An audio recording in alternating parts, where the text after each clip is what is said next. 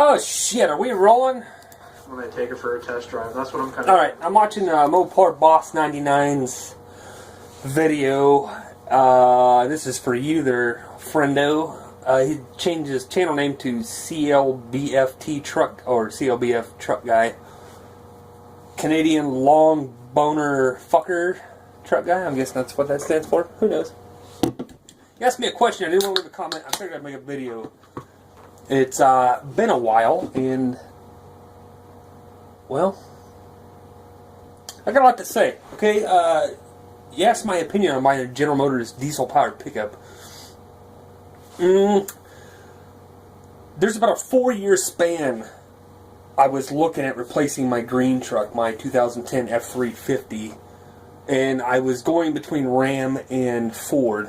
I refuse to own Chevrolet. I think they're the asshole of General Motors. Now, I don't mind General Motors, I just don't like Chevrolet, and that's I don't know if you know where I stand on that.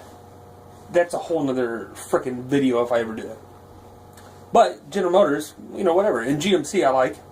I really like the way that it looks. I don't buy trucks by the way they look. If I did, I've been driving a Ram for years, and so on and so forth. I can talk about other trucks I bought throughout my old ass existence. GMC I looked into very shortly. Now I know your application for a pickup is not what mine is. You're going to be more urban, obviously. You're not going to pull what I pull. You're not going to haul bales, blah, blah, blah. You're not going to get it like an industrial hydraulic bed like my truck has. When you put them on pavement, I think they're all pretty similar. What really turned me off about General Motors is I would never farm with one. Very, very, very few people do around here. And that kind of, like I said, doesn't matter because you're not going to be ranching with it. The independent front suspension, I hate. I think that's just an absolute horrible idea. Their website shows that, I mean, you have to really search for their commercial vehicles. The GM owns, I can't remember what it was, Diesel Power Magazine had an article about this, a very, very small chunk of the cabin chassis heavy-duty truck market. They don't make trucks seriously. They don't take heavy-duty trucks seriously. They haven't for years. Since the goddamn 80s or 70s. And Ford completely owns the market, and in what they don't have, Dodge or Ram takes over. That's my application, right? But even on pavement, I just don't like independent front suspension, period. I think all the half-tons have it. Maybe, I know Ram for years on half-tons had solid front axles. Maybe they still do, maybe they don't. I don't know. I don't care. It doesn't matter. We're not talking about half-tons. That's what turned me off. The Isuzu Duramax, it's a Isuzu engine. There's no way around it. They build it in Ohio now instead of Japan, but it's still, Isuzu designed it. It's their baby. If that doesn't bother you, that's fine. And it really shouldn't bother anybody. Isuzu makes good diesel engines, and they're one of the world's biggest diesel manufacturers. Engines, that is. But, a lot of Chevy fanboys don't want to admit that. I think that GM really screwed the pooch. They used to have Detroit make their diesels, and Detroit, in the grand scheme of things, isn't good. They, you talk semi-engines that, toward their last years before GM sold them off, they made some good diesel engines, but there was a time there, oh man, they made some stinkers. But anyway, I guess you could say Isuzu was part of GM, or maybe still is. GM's owned parts of Isuzu over the years, kind of like Ford's owned parts of Mazda and Chrysler with Mitsubishi. Whatever. But anyway, I think GM really screwed a pooch where when International made Ford's diesels back in the day, and then of course Ram went with Cummins, I think that GM would have been better off maybe contracting Caterpillar to make them a diesel, because Caterpillar is a really popular brand, especially amongst city people. They buy Caterpillar boots and they put the cat tag on the front of the pickups. They think they're real movers and shakers. And maybe they looked into it, maybe they, fiscally it didn't work. Doesn't matter. So that's that. As far as the Duramax goes, I had a lot of injector problems. I believe it was like its first 6 years. It was around. I remember when the Duramax first came out, when the 6.7 Power Stroke first came out, the Duramax, or GM, made commercials. Remember the Duramax Allison combo had like that one black comedian and one white comedian, and they were making fun of the 6.7 for being a baby. Well, the Duramax has been around, oh man, since was it 01? Or maybe 2000. And 6.7 Power Stroke has only been around since 2011. So the Duramax has had quite a jump on it. And I believe, I haven't looked at this yet, but I'm pretty sure the 6.7 Power Stroke has sold more numbers despite being that much newer. That's just General Motors' lack of commitment towards the heavy-duty truck market. Now you're looking at a 3/4 ton pavement princess, and I'm not talking shit. I'm just talking, something that's going to stay on pavement, blah blah. Duramax is a good engine. Ain't nothing wrong with it. I think out of the three, I think that, me personally, I think it's the worst. I would rather, and you being a former Cummins Ram owner, I don't think you're going to like it. And I don't know what the 2017s are. I'm just kind of going off the ones I've driven in the past, and my father-in-law's 2010.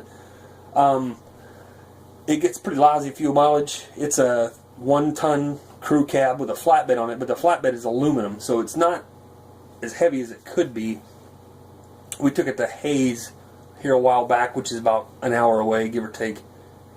And we were hauling a Polaris Ranger on the back, which don't amount to shit. I don't even know if they weigh 1,000 pounds. It was getting about 11 miles a gallon on the interstate. It's stock. It's still got the DPF on it. Very low mileage truck. I don't even think it's got 50,000 miles yet. Just not impressed with it. And I don't think you'll like it, personally. And I'm not telling you what to buy. I'm not trying to stop you from buying a GMC. But, I looked at that. When I looked at them, the Allison also was overrated. Allison makes good transmissions. Not every transmission they make is the best.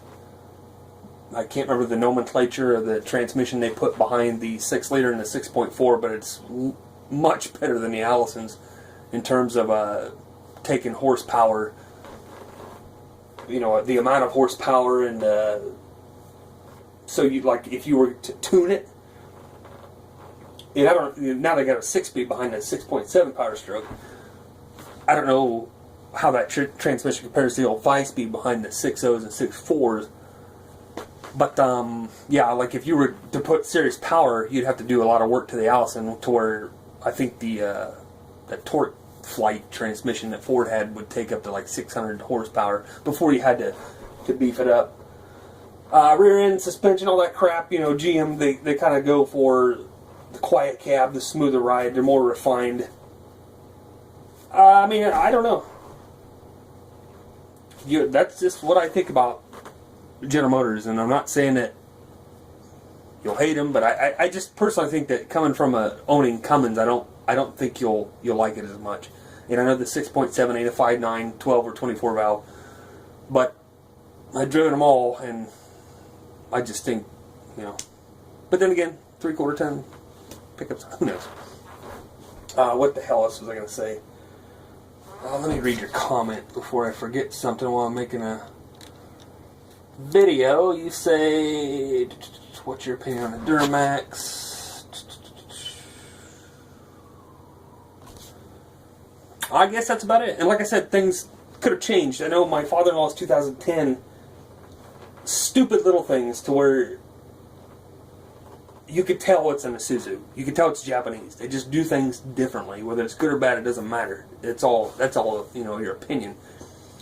But on that 2010, the dipstick runs right along the heater hoses. Like literally. So if you pull the dipstick out, it just slides along the heater hoses.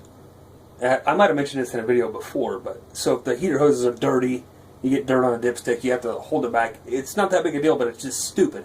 And then since it's independent front suspension, the skid plate it has,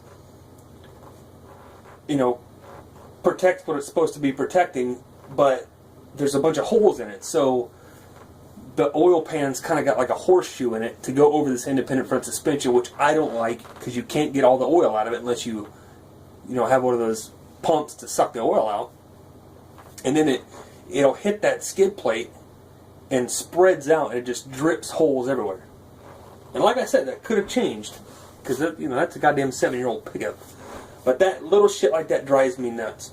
And typical General Motors with their side terminal batteries, which I hate, because I built the motherfuckers for years. I can go into that. That's a whole nother video, which I actually think I've covered in another video about car batteries. And it's just, all in all, me personally, I'd take a Ram or a Ford any day. And I'm not really sure why you're straying from Ram and going to General Motors as opposed to Ford.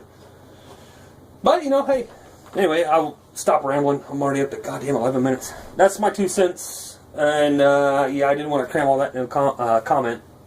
But if you want to continue the discussion in this thread, we could talk more. Maybe we could lose our pants and have a good time.